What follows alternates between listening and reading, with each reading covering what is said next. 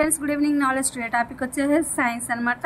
7th class important bits ఆమ్లాలు క్షారాలు అనే lesson నుంచి తీసుకున్నాను కంటెంట్ వైజ్ డిఎస్సి కోసం. ఆమ్లాలు రుచికి ఎలా ఉంటాయంటే పుల్లగా ఉంటాయి. ఆమ్లాలు నీలి లిట్మస్ని ఎలా మార్చుతాయి లేదా ఆమ్ల పదార్థాలు నీలి లిట్మస్ని ఎలా మార్చుతాయి? ఎర్రగా మార్చే పదార్థాలు.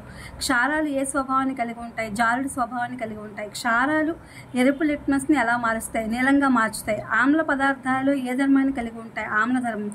క్షార పదార్థాలు ఏ ధర్మాన్ని కలిగి ఉంటాయి? క్షార ధర్మం. తటస్థీకరణం అంటే ఆమ్లాలు క్షారాలు పరస్పరం తమ స్వభావాలను రద్దు చేసుకునే రసాయన చర్యను తటస్థీకరణం అంటారు.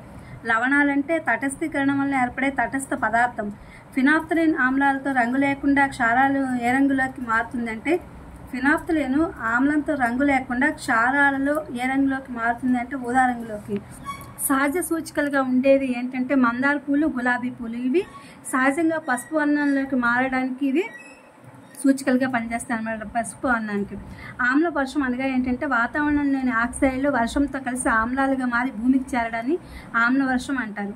ఆమ్ల వర్షాలు వేటికి నష్టం కలిగిస్తాయంటే వృక్ష జంతు జాలానికి తీవ్ర నష్టం కలిగించడంతో పాటు చారిత్రక కట్టడాలను కూడా పాడు చేస్తాయి. అంటే ఆ చారిత్రక కట్టడాలు అనేవి పాడై కొంచెం డ్యామేజ్ అవుతాయి అన్నమాట. వాటి రంగు కానీ వాటి రంగు స్వభావం కానీ.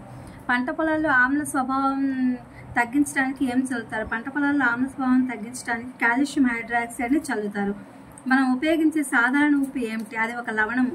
లవణాలు ఎప్పుడూ ఏవి కావు, తటస్థాలు కావు. కేక్ తయారీకి ఏమి వాడతాం? వంట సోడా బట్టల సోడాలు కూడా ఏమిటి? అవి కూడా లవణాలే అనమాట. ఇది ఫ్రెండ్స్ టుడే టాపిక్ వచ్చేసి సైన్స్ డిఎస్సి.